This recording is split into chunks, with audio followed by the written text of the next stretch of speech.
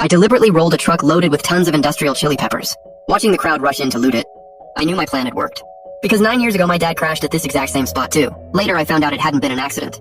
This time my truck looked like it was carrying ordinary chili peppers. But they were actually industrial peppers with heat levels in the tens of millions. I deliberately stopped a few kilometers from the village at a roadside rest area. The next second an elderly man in plain clothes walked up to me. "Young man, where are you taking this whole truckload of peppers?" "To Jinzhou, delivering peppers to a 5-star hotel." The old man instantly broke into a smile. I had seen this old man 9 years ago when I went to claim my father's body. If he hadn't stopped my dad halfway down the road back then, and deliberately directed him through Xiaohe village, my dad never would have died. Greed flashed across his face as he said, "The expressway up ahead is under construction for miles. I'll show you a shortcut on the national road.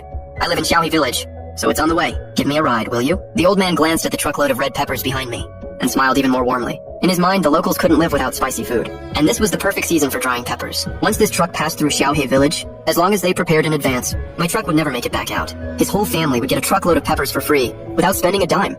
He knew this routine like the back of his hand, because he was the village spotter, sent out to lure big trucks through town. Countless truck drivers had already been victimized by him, but what he didn't know was that I had come prepared. Before coming, I had already worked out a plan with another victim's family. When the time came, I would be the one driving the truck, and Brother Shu would focus on collecting evidence of their crimes.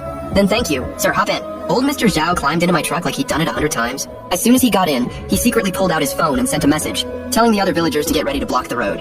After that, he started chatting with me, trying to lower my guard. "Young man, what kind of peppers are you hauling here? I don't think I've ever seen them before. The packaging looks fancy. I'm not really sure either. Maybe it's some new variety." Anyway, the owner said this batch was pretty expensive, but he had it wrong. The bags were hard and thick. Not because the packaging was fancy, but because the contents were dangerous and had to be tightly sealed. After all, the capsaicin in these peppers was over 100 times stronger than normal peppers. They usually weren't meant for eating.